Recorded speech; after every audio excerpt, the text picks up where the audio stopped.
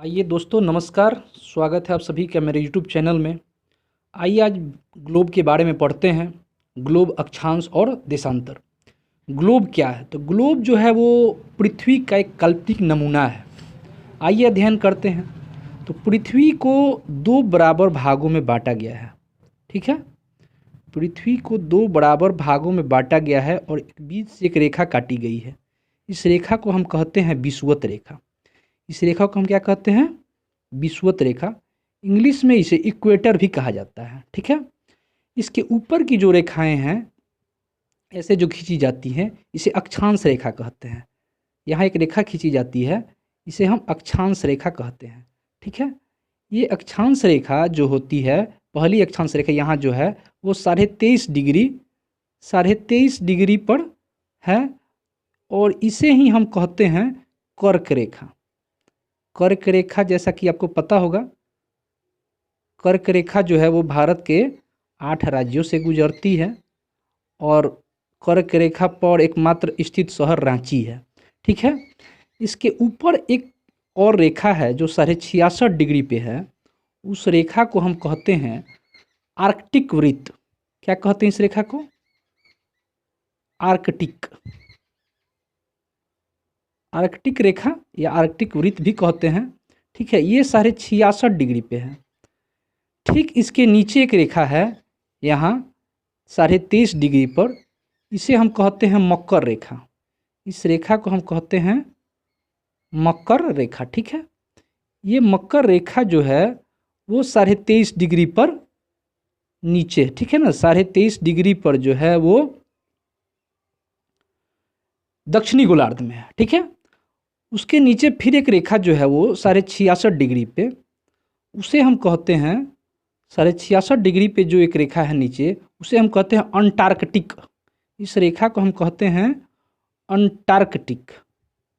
ठीक है, अंटार्कटिक कहते हैं, अंटार्कटिक रेखा कहें, अंटार्कटिक वृत्त कहें। ठीक है, तो देखिए ये जो विषुवत रेखा है, विषुवत रेखा के ऊपर के भाग को हम कहते हैं उत्तरी गोलार्ध और नीचे के भाग को हम कहते हैं दक्षिणी गोलार्ध।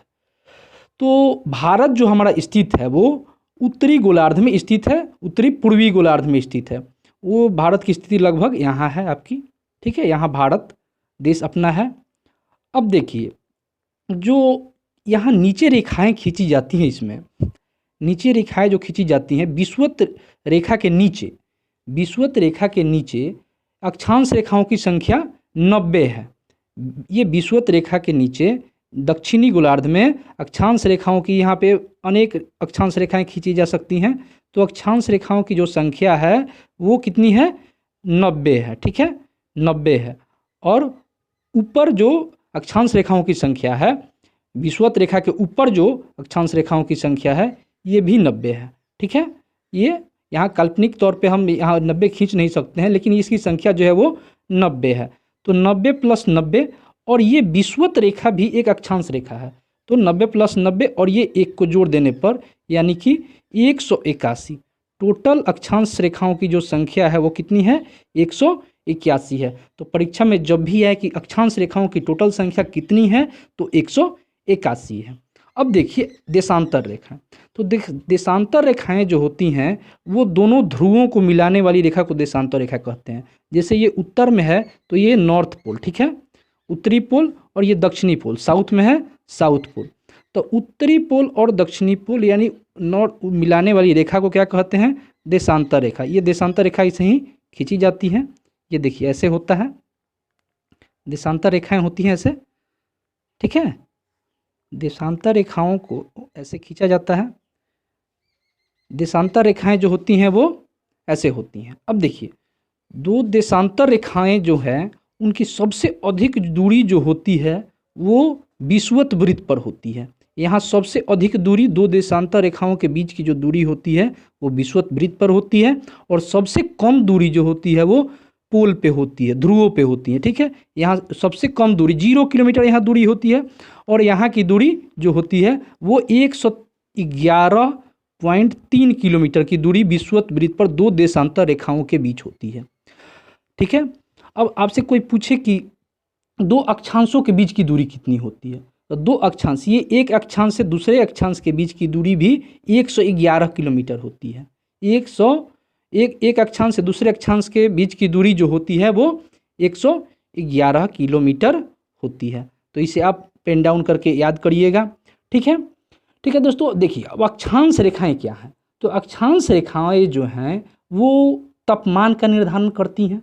ठीक है, अक्षांश रेखाएं तापमान का निर्धारण करती हैं, जलवायु का निर्धारण करती हैं, और देशांतर रेखाएं जो हैं वो तिथि का निर्धारण करती हैं, समय का निर्धारण करती हैं। ठीक है, जैसे आप एक देशांतर से दूसरे देशांतर पर जाइएगा, एक देशांतर से दूसरे देशांतर में जाने में 4 मिनट का समय लगता है, 4 मिनट। ठीक है, अब आप पूरब में बढ़िएगा, पूरब में जैसे बढ़िएगा ईस्ट में, ठीक है, ये ईस्ट में आप बढ़िएगा, ये वेस्ट हो गया। ठीक है, तो ईस्ट में जब आप बढ़िएगा यहाँ से इधर तो 4 मिनट का समय बढ़ता है, और इधर जब बढ़िएगा वेस्ट में तो 4 मिनट का समय प्रत्येक देशांतर पे घटता है।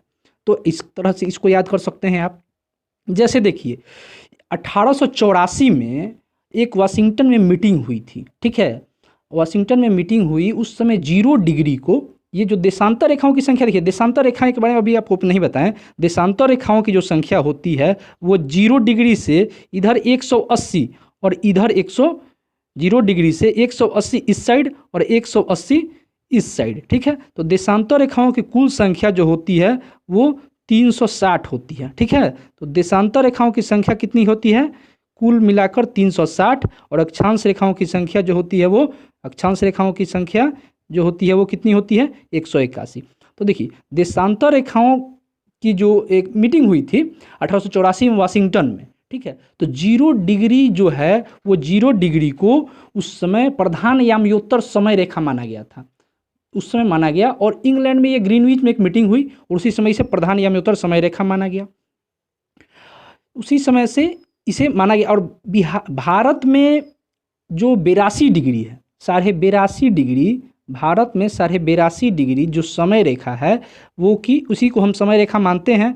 और ये जैसे इंग्लैंड में अगर ग्रीनविच में मान लीजिए 5 बज रहा है, तो 5 बज रहा है तो भारत में कितना बजेगा, 5.5 घंटा उसमें जोड़ दीजिएगा, 5:30 उसमें जुड़िएगा तो भारत में कितना बजेगा, 10:30 बजेगा।